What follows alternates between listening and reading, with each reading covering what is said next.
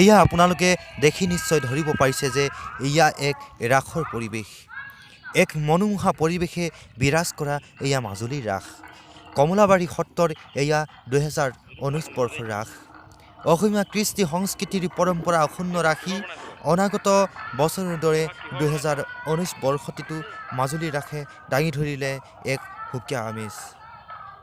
আমি তাৰে এক নিদৰ্শন দাঙি ধৰিলোঁ আপোনালোকৰ আগত।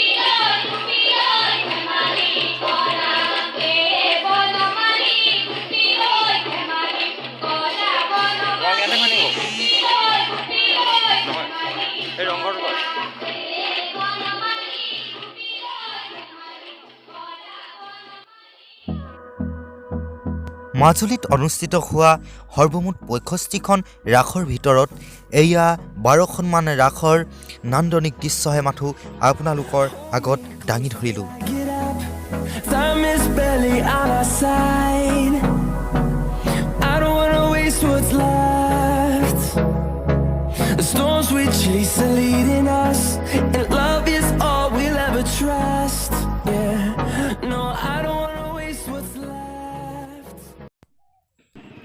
এয়া চিয়ন্ত শংকৰদেৱ সংঘৰ মূলৰ অধিৱেশনৰ 89 সংখ্যক অধিৱেশনৰ যান বাহন আৰু ভকত বৈষ্ণৱসকলৰ ধৰ্মীয় মনোভাৱৰহে মাথো এক দৃশ্য দাঙি ধৰা হ'ল।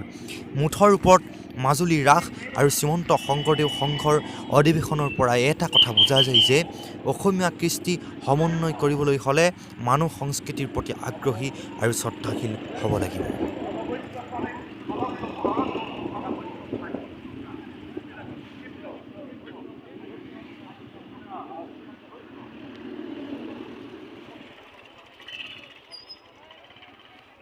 ভিডিঅ'টি চাই যদি আপোনালোকে ভাল পালে তেনেহ'লে চেনেলটি ছাবস্ক্ৰাইব কৰিবলৈ নাপাহৰিব আৰু অসমীয়া সংস্কৃতি গায়ন বিহু আদি এই চেনেলটিৰ যোগেদি সম্প্ৰচাৰিত হ'ব। আৰু আপোনালোকে যদি এইসমূহ চাব বিচাৰে আৰু সম্প্ৰচাৰিত হোৱাটো বিচাৰে তেনেহ'লে চেনেলটি ছাবস্ক্ৰাইব কৰিবলৈ একেবাৰে নাপাহৰিব।